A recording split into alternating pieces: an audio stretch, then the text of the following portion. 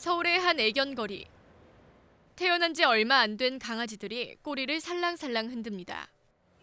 지나가는 행인들도 강아지들의 애교스러운 모습에 눈을 떼기 어렵습니다. 반려동물 천만시대.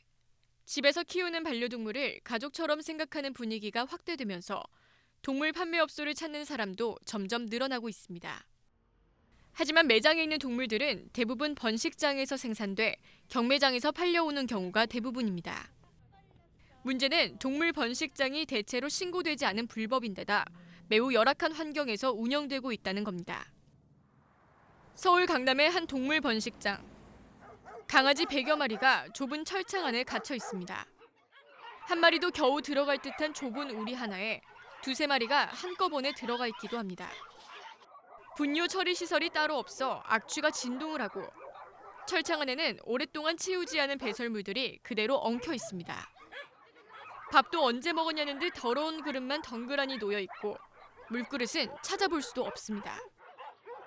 경기도의 또 다른 번식장도 상황은 마찬가지.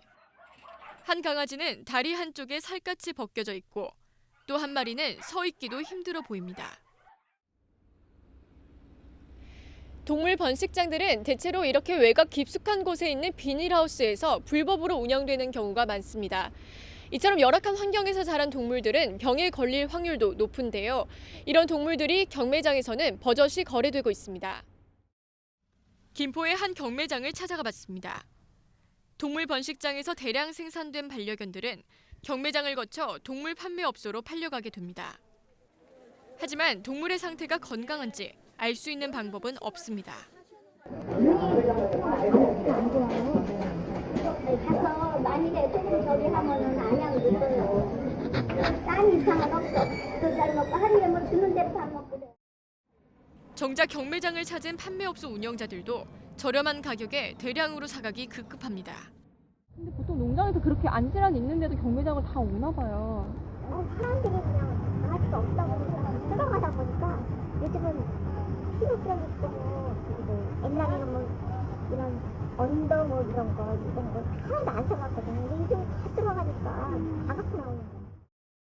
상황이 이렇다 보니 동물 판매업소와 소비자 간 분쟁이 종종 일어나기도 합니다. 반려동물을 분양받은 지 일주일 이내 피부염, 구토 증상 등을 보이거나 심지어 파보, 범백 등에 걸려 죽는 경우도 많습니다.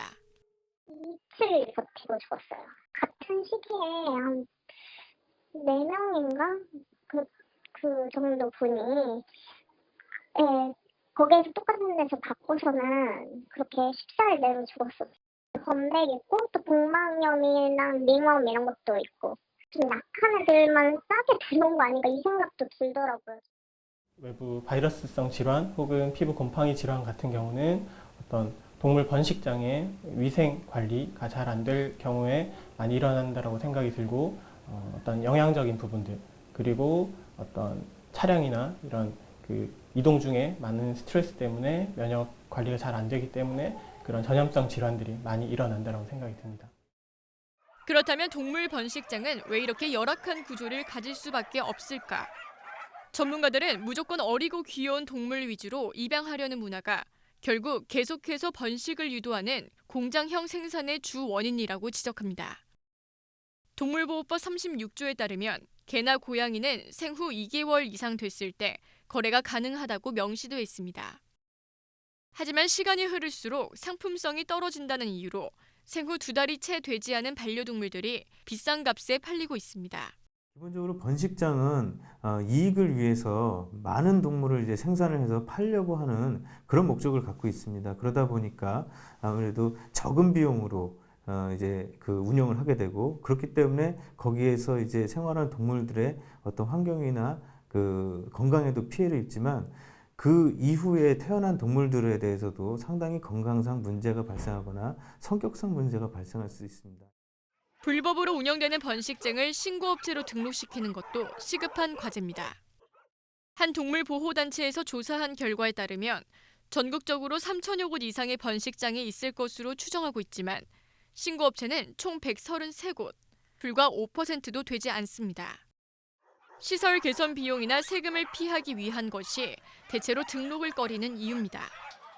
우선적으로 동물 생산업자의 합법적인 등록이 이루어져야 번식장의 위생은 물론 생산에서 판매까지의 전체적 관리도 가능해집니다. 갓 태어나 어미젖을 제대로 먹지도 못한 채 열악한 환경 속에서 자라는 동물들. 면역력도 갖춰지지 않은 상태에서 어쩌면 각종 질병을 앓은 채 경매장에서 판매업소로 팔려가는 악순환은 계속 이어지고 있습니다. 불법의 영역에 있는 번식장을 단속하고 보다 철저하게 관리 감독을 하는 것이 성숙한 반려동물 문화를 정립시키기 위한 현 행정당국의 시급한 과제일 것입니다. TBS 홍희정입니다.